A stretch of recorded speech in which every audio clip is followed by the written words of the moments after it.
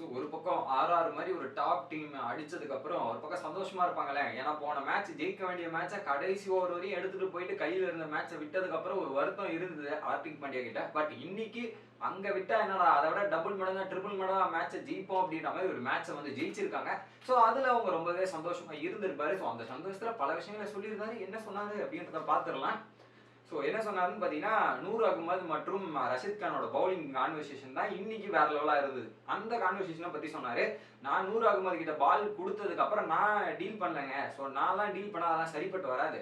அவரை டீல் பண்ணுறதுக்குனே எங்கள் டீமில் ஒரு ஆள் இருக்காரு, ரஷித் கான் இருக்காரு. ஸோ ரஷித் கான் கிட்ட கொடுத்துருந்தேன். ஸோ நீ அவரை எப்படி டீல் பண்ணணுமோ டீல் பண்ணிக்கப்பா. நீ ஃபீல்டு செட் பண்ணுறது எல்லாமே கரெக்டாக பண்ணீங்க.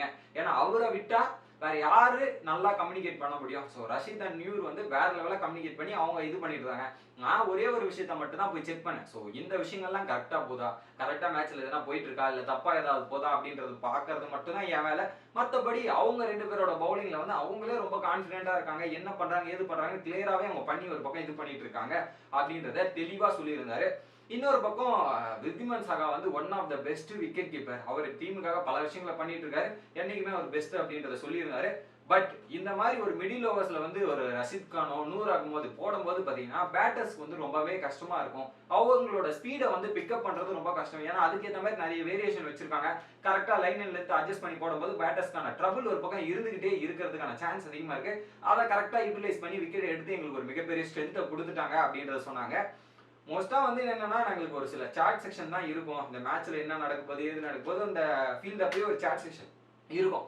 ஒருவேளை எதனா தப்பா போகுது அந்த மாதிரி இருந்தா உடனே ஆஷிஷ் நேரா வருவாரு, பல விஷயங்களை சொல்லுவாரு. கரெக்டா நாங்க புல் பேக் பண்ணிப்போம். இது மட்டும் தான் நடக்குமே தவிர வேற எதுவுமே நடக்காது.